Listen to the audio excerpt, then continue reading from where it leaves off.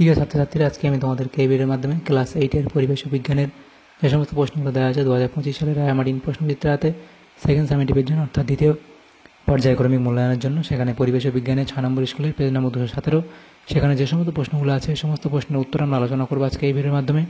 তোমরা ভিডিওটা শুরু থেকে শেষ অবশ্যই দেখবে, আর চ্যানেল যদি নতুন হয়ে থাকে অবশ্যই তোমরা চ্যানেলটাকে সাবস্ক্রাইব করে রাখবে পরবর্তী স্কুলগুলোর প্রশ্নোত্তর পাওয়ার জন্য। এবং এর আগের যে স্কুলগুলো ছিল সেগুলোর প্রশ্নোত্তর আমরা আলোচনা করে দিয়েছি, তোমরা প্লেলিস্ট থেকে সেই প্রশ্নোত্তরগুলো পেয়ে যাবে, অবশ্যই সেই প্রশ্নোত্তরগুলো দেখে নিও সেখান থেকে। আজকে আমরা এই 6 নম্বর স্কুলের প্রশ্নোত্তরগুলো আলোচনা করব। তো এই স্কুলের প্রশ্নোত্তরের যে পিডিএফ তোমরা পরবর্তীতে আমাদের টেলিগ্রাম চ্যানেল থেকে পেয়ে যাবে, ডেসক্রিপশনে আমাদের টেলিগ্রাম চ্যানেলের লিঙ্ক দেওয়া আছে, সেখান থেকে যুক্ত হতে পারবে। তো এখানে দেখো 6 নম্বর স্কুল ফিজিক্যাল সায়েন্সের প্রশ্ন এখানে দেওয়া আছে। প্রথমে একের থেকে কী বলা আছে, নিম্নলিখিত প্রশ্নগুলি 2-1 কথায় উত্তর দাও। প্রত্যেকটা প্রশ্ন 1 নম্বর করে 10 নম্বর এখানে দেওয়া হয়েছে। তো এখানে দেখো যে প্রশ্ন আছে, এই নেক্সট পেজে আমরা আলোচনা করবো এই প্রত্যেকটা প্রশ্ন উত্তর। তো সেটা দেখো, শিশির পড়ে কেন? তাহলে শিশির পড়ার শর্ত তোমরা লিখবে।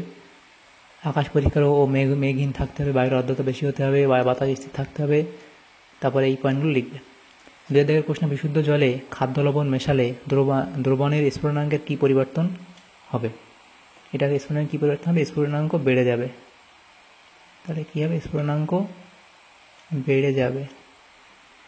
এরপরে 3 দাগে কী বলা আছে, অনুঘটকের সক্রিয়তা বৃদ্ধির একটি উপায় লেখো। লিখবে অনুঘটকের সক্রিয়তা বৃদ্ধির একটি উপায় হলো তাপমাত্রা বৃদ্ধি করা। 4 দাগে বলা আছে, তাপমোচী রাসায়নিক বিক্রিয়ার একটি ব্যবহারিক প্রয়োগ উল্লেখ করো। তাহলে এটা তোমরা কী লিখবে? এটা তোমরা লিখতে পারে যে কয়লা বা গ্যাস পুড়িয়ে যে তাপশক্তি পাওয়া যায়, প্রাকৃতিক গ্যাস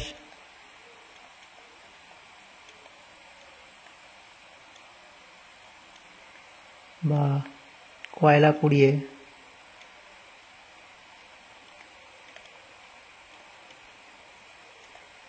যে তাপশক্তি পাওয়া যায়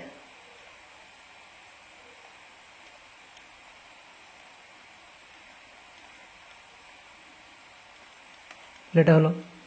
এরপরে 5 দাগে বলা আছে, 100 ডিগ্রি সেন্টিগ্রেড উষ্ণতায় বিশুদ্ধ জল অপেক্ষা 100 ডিগ্রি সেন্টিগ্রেড উষ্ণতার জলীয় বাষ্প,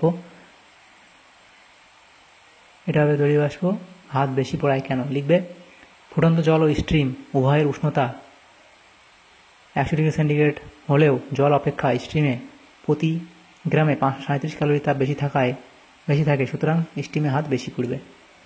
এরপরে 6 দাগে আছে কি, পরিচালন ও বিকিরণ পদ্ধতির মধ্যে একটি পার্থক্য লেখো। একটি প্রধান পার্থক্য, তাহলে পরিচালন পদ্ধতি এবং এদিকে বিকিরণ পদ্ধতি, বিষয় বেগ এবং অণুর গতি দুটোর উপর ভিত্তি করে পার্থক্য লিখবে, যে কোনো একটা লিখলেই হবে। 7 দাগের প্রশ্নে বলা আছে, পদার্থের গলনাঙ্ক কোন কোন বিষয়ের উপর নির্ভর করে? পদার্থের গলনাঙ্ক বা হিমাঙ্কের মান প্রত্যক্ষভাবে 2 বিষয়ের উপর নির্ভর করে। 1 নম্বর অপদ্রব্যের উপস্থিতি এবং 2 লিখবে কি, বায়ুমণ্ডলীয় চাপ। তাহলে এই পয়েন্টগুলো এখানে করবে। এরপরে 8 দাগের প্রশ্নে কী বলা আছে, জল বরফে পরিণত হলে আয়তন বাড়ে, এর একটি অসুবিধা লেখো। তাহলে এর একটি অসুবিধা তোমরা লিখে দেবে, লোহা বা ধাতুর পাইপ ফেটে যেতে পারে, ব্যাখ্যা এখানে লিখবে। 9 দাগে বলা আছে, ইগলু বরফের তৈরি হয় কেন? তার কারণ তোমরা লিখবে এখানে। এরপরে লোহার তৈরি জলের কলে ক্রোমিয়ামের প্রলেপ দিতে হলে ক্যাথোড অ্যানোডে কী কী ব্যবহার করবে সেটা লিখবে। এরপরে যেটা আছে দেখো 2 দাগের প্রশ্ন, সেখানে আছে নিম্নলিখিত প্রশ্নগুলির সংক্ষিপ্ত উত্তর দাও। প্রত্যেকটা প্রশ্ন 2 নম্বর করে 8টা প্রশ্ন, 16 নম্বর দেওয়া আছে। 2 দাগে নিম্নলিখিত প্রশ্নগুলির সংক্ষিপ্ত উত্তর দাও। প্রথম প্রশ্ন, থার্মোফ্লাক্স যন্ত্রে বিকিরণ পদ্ধতিকে কীভাবে বাধা দেওয়া হয়, তার কার্যনীতি এখানে এই পয়েন্টগুলো লিখবে। এরপরে আছে দেখো 2 দাগে, বজ্রপাতের সময় কী কী সতর্কতা অবলম্বন করা উচিত? তাহলে বাড়ির বাইরে থাকা অবস্থায় কী কী সতর্কতা অবলম্বন করতে হবে সেটা লিখতে হবে, এবং ঘরের ভিতরে থাকা অবস্থায় কোন কোন সতর্কতা অবলম্বন করতে হবে সেটা লিখবে। এরপরে যে প্রশ্নগুলো আছে দেখো 3 দাগে কী বলা আছে, তড়িৎ বিশ্লেষ্য পদার্থ বলতে কী বোঝায়? তড়িৎ বিশ্লেষ্য পদার্থ বলতে সেই পদার্থকে বোঝায় যা গলিত অবস্থায় বা জলে দ্রবীভূত অবস্থায় বিদ্যুৎ প্রবাহিত করলে আয়নে বিভক্ত হয়ে তড়িৎ বিশ্লেষণ ঘটে।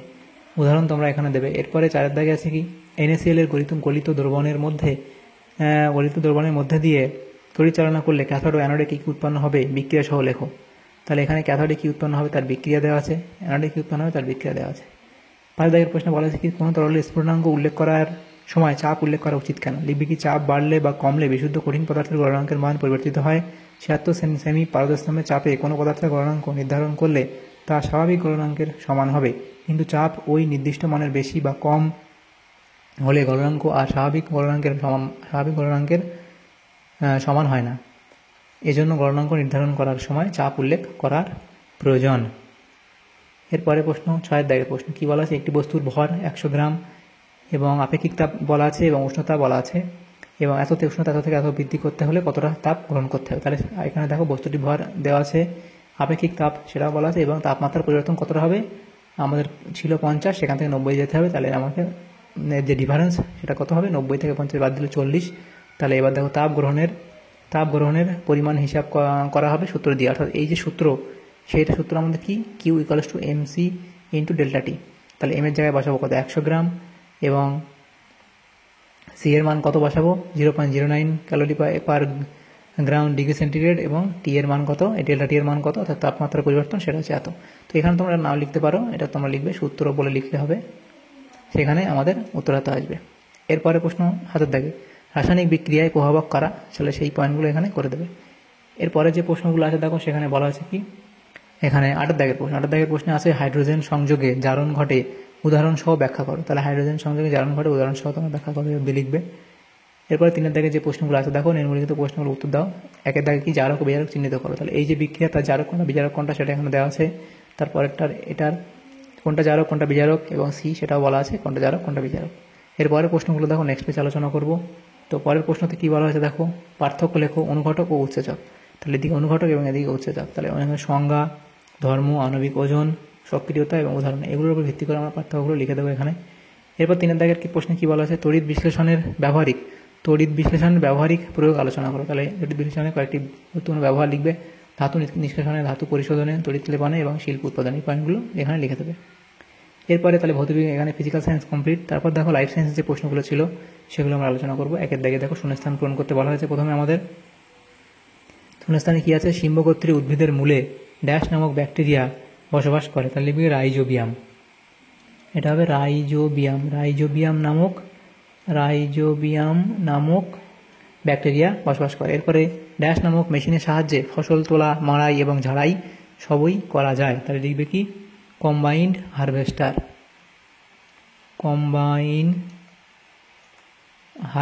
তাহলে এটা হবে কি, কম্বাইন্ড হারভেস্টার।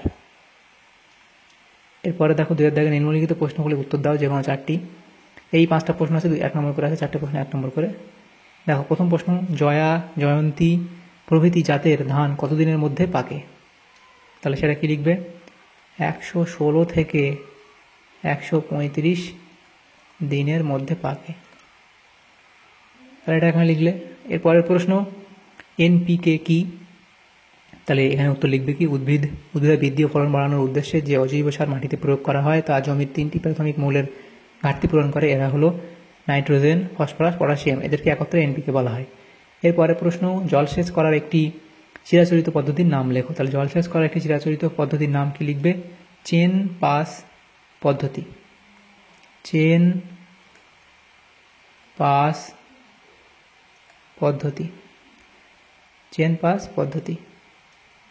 তাহলে এটা হলো চেন পাস পদ্ধতি। এরপরে প্রশ্ন দেখো দেখা আছে কি, এটা চেন পাস পদ হয় তো এসছি। এরপরে প্রশ্ন এখানে দেখো কি বলা হয়েছে, যে আচ্ছা এই যে এপিয়ারি কি, মৌমাছি পালন করার জন্য প্রাকৃতিক বা কৃত্রিমভাবে তৈরি যে জায়গায় মৌমাছিদের থাকার ব্যবস্থা করা হয় তাকে এপিয়ারি বা মধুমক্ষিশালা বলে। এরপরে 5 দাগের প্রশ্ন, গোল্ডেন রাইস কি লিখবে, অত্যাধুনিক জৈব প্রযুক্তিবিদ্যার সাহায্যে অত্যধিক পুষ্টিগুণ সম্পন্ন যারা সোনালী রঙের ধান তৈরি করা হয়েছে তাকে গোল্ডেন রাইস বলা হয়। এই দানা শস্য প্রচুর বিটা ক্যারোটিন ও ভিটামিনে সমৃদ্ধ। এরপরের যে প্রশ্নগুলো আছে দেখো, সেখানে কি বলা হয়, 3 দাগের প্রশ্ন, নিম্নলিখিত প্রশ্নগুলি সংক্ষেপে উত্তর দাও। প্রত্যেকটা প্রশ্ন 2 নম্বর করে, 6 নম্বর দেওয়া আছে। এই বিভাগ থেকে 4টে প্রশ্ন আছে, প্রত্যেকটা প্রশ্ন উত্তর এখানে করতে হবে। তো দেখো প্রথম যেটা আছে প্রশ্ন, সেটা কি, খারিফ ফসলের চাষ শুরু হয় কোন সময়কালে এবং কোন সময়কালে ওই ফসল তোলা হয়। তাহলে খারিফ ফসলের চাষ শুরু হয় কখন, এটা লিখবে কোন মাসে হয়, গ্রীষ্মকালের শেষে এই মাসে হয়। এরপর রবি ফসল কখন তোলা হয় সেটা লিখবে, উদাহরণ চাইলে তোমরা লিখে দিতে পারো। এরপর 2 দাগে কি বলা হয়, চায়ের গুণগুলি লেখো। আচ্ছা এটা এই প্রশ্নটা পরে আসছে। যে দ্বিতীয় প্রশ্ন, পার্থক্য লেখো মেজর কার্ভ এবং মাইনর কার্ভ। সেখানে দেখো মেজর কার্ভ এবং মাইনর কার্ভের মধ্যে আকার, ওজন, বৃদ্ধির হার, ডিম পাড়ার স্থান, প্রোটিনের পরিমাণ, অর্থনৈতিক গুরুত্ব, উদাহরণ, এগুলোর উপর ভিত্তি করে পার্থক্যগুলো লিখবে। 3 দাগে বলা আছে একটি ভারী জাতের এবং একটি মাংস উৎপাদনকারী জাতের মুরগির নাম লেখো, সেটা লিখে দেবে। মুরগির চাষে ব্যবহৃত লিটার কি, সেটা লিখবে। এরপরে যে প্রশ্নটা আছে দেখো, 4 দাগের প্রশ্ন, সংক্ষিপ্ত উত্তর দাও, যে কোনো একটি প্রশ্নের উত্তর এখানে করতে বলা হয়েছে। প্রথম প্রশ্ন, মৌমাছি পালনের আধুনিক পদ্ধতিটি সংক্ষেপে ব্যাখ্যা করো। তাহলে আধুনিক পদ্ধতিতে মৌমাছি প্রতিপালন, সেই পয়েন্টগুলো এখানে পরপর 7টা পয়েন্ট দিয়ে এই অবধি লিখবে। 2 প্রশ্নে কী বলা, দেখো চায়ের গুণাগুণগুলি লেখো। চায়ের গুণাগুণ 1 নম্বর, 2 নম্বর, 3 নম্বর, 4 নম্বর, 5 নম্বর, 6 নম্বর, এই 7টা পয়েন্ট এখানে লিখে দেবে, তাহলে এই প্রশ্ন তো তোমাদের হয়ে যাবে। তাহলে দেখো আমাদের এখানে যে প্রশ্নগুলো ছিল ক্লাস 8-এর পরিবেশ ও বিজ্ঞানের 6 নম্বর স্কুলের সমস্ত প্রশ্নের উত্তর আমরা আলোচনা করলাম আজকে এই ভিডিওর মাধ্যমে। তোমাদের যদি সামান্যতম উপকার এসে থাকে এই ভিডিওটা, অবশ্যই একটা লাইক করবে এবং বেশি বেশি করে বন্ধুদের সাথে শেয়ার করবে, এবং পরবর্তী যে স্কুলগুলো আছে সেগুলোর প্রশ্নোত্তর পাওয়ার জন্য অবশ্যই তোমরা আমাদের চ্যানেলটাকে সাবস্ক্রাইব করে রাখবে। Thank you, thanks for watching.